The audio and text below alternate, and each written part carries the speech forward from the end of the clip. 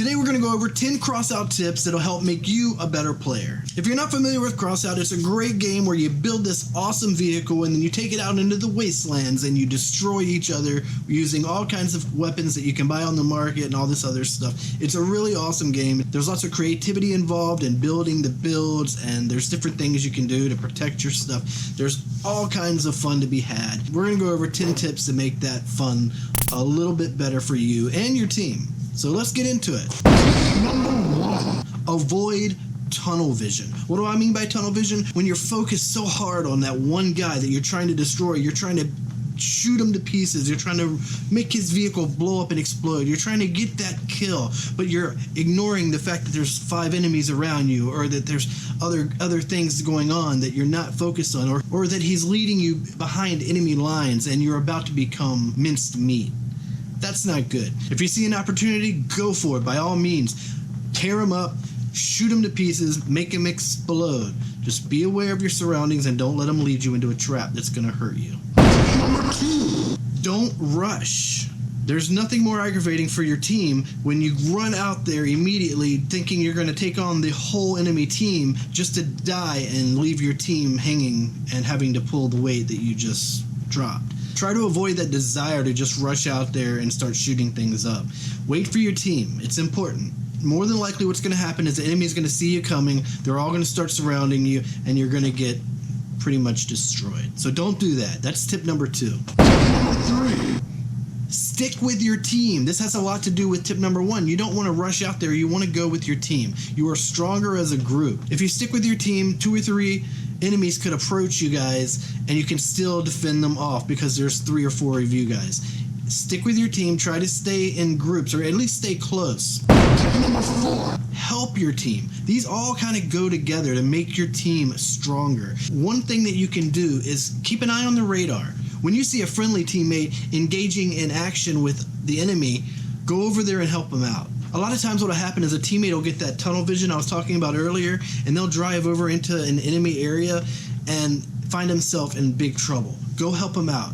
Hopefully your teammates will follow you. You can all go together. That would be the best way to do it. But you go over there and you fend off the enemies. You help that guy out. You get him back into safety. Help your teammates. And this also goes for flipping them over. Keep an eye on the radar because it gives you lots of little hints of where somebody might need some help. If you see a friendly teammate that's been flipped over, go help him up. Flip him over. You need that guy on his wheels or his legs or whatever it is he's using to move around. You need that guy active. You need that guy mobile. And he's going to be your best friend, and he's going to be very thankful that you flipped him over. Otherwise, if he doesn't have a jack installed on his vehicle, he's going to have to sit there and wait for 30 seconds until he's able to flip his car over on his own. Go help him up. It's important to have your whole team completely mobile. Number 5. Sometimes hiding is the right call. You may find yourself alone. Maybe your team's been destroyed and there's still 2 or 3 enemies out there hunting you down. Luckily, before your team disappeared, there was a little bit of traction gained on capturing the objectives, and you've got a few markers there. The enemy team doesn't have enough time, so in a situation like this, your best bet is to avoid the enemy. Hide somewhere. I mean, you want to move around a little bit sometimes, but it's really important to just stay away from the enemy. If the enemy spots you, it could be over. If you make it through till the clock runs down and you've got that little bit of an edge on the objective, then that's a victory for your team, and that's a good thing. So sometimes hiding, it's okay. Run away, hide. Just do it in the right times. Don't do it when your team needs your help. When your team needs your help, you go help them. Don't run away and hide. Hide when your team's dead and you still have a chance by outlasting the clock. That's when you hide. Just keep that in mind. Take out weapons. Now this one, it's pretty obvious. I mean, yeah, if you shoot the enemy's weapons off, they can't shoot you. So go after weapons. Target the weapons. Once the weapons are gone, target another enemy and take his weapons off. Or target the wheels. Take their wheels off. Make it to where they can't move. But definitely try to focus on the weapons. And once the weapons are off, then you can determine, okay, do I continue and destroy this guy, or do I move over here? Assess the situation. Does your team need help? Maybe you should just let him be because he can't harm anyone, and then go help your team. But definitely target the weapons, and then you find yourself in that position where you can actually make that choice that could actually really benefit your team. You take out the weapons, you go over here and you help your teammate. It's not all about the kill, it's about the win. The W is more important than the kill.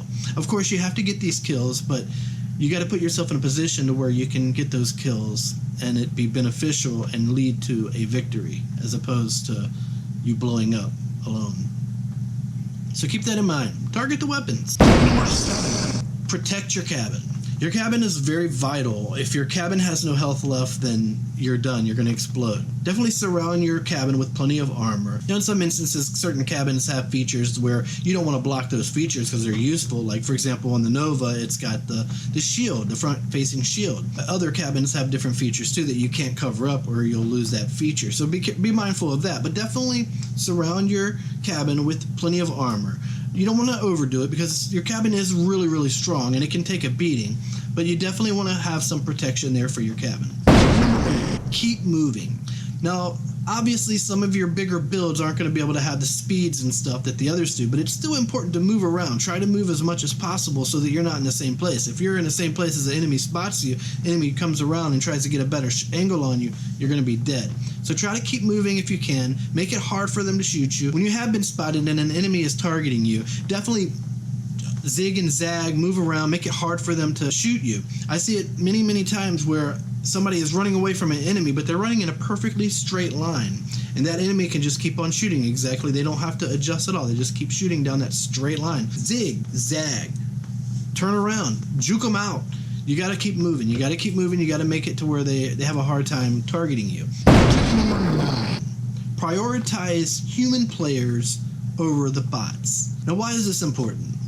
Well, number one, the bots, while sometimes they can be very annoying, and sometimes they can be deadly, and there's no doubt about it. Sometimes they're very deadly.